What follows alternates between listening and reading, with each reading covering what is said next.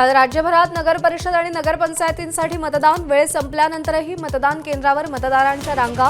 कोल्हापुरात सर्वाधिक 78.87% विक्रमी मतदान।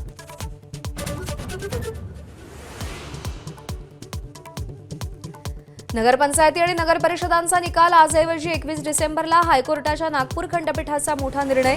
नियमांचा चुकीचा अर्थ लावला जातोय। मुख्यमंत्र्यांकडून चिंता व्यक्त, विरोधकांचाही संताप।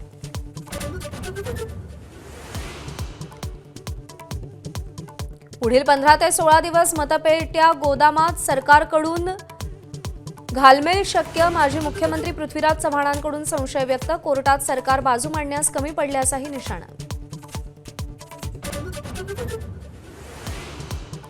मुंबई महापालिकेच्या प्रारूप मतदार यादीवर हरकती घेण्याची आज अंतिम तारीख। मात्र दुबार मतदारांची संख्या अधिक असल्यानं मुदत वाढवण्याची ठाकरे सेनेची मागणी। आगामी निवडणुकांच्या पार्श्वभूमीवर मतदार आकर्षित होतील असे निर्णय घेऊ नये। निवडणूक आयोग सरकारला पत्र लिहिणार। अधिवेशनावेळी घोषणा करताना सरकार मर्यादा पाळणार का, याची चर्चा।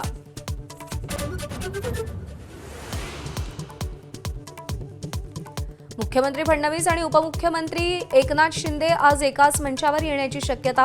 मुंबईतील विकास कामांच्या भूमिपूजनाचा कार्यक्रम। निवडणुकीतील वादावादीनंतर एकत्र दिसणार।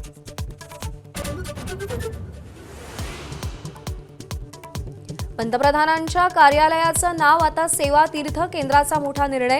तर देशभरातील राजभवनांना आता लोकभवन अशी नवी ओळख।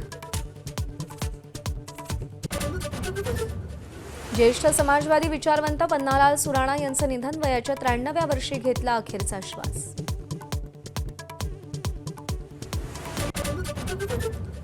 रायपूरच्या मैदानावर दक्षिण आफ्रिकेविरुद्ध आज दुसरा वनडे सामना। टीम इंडियाचा मालिका विजयाचा प्रयत्न असेल। पहिल्या वनडेत टीम इंडियाचा 17 धावांनी विजय।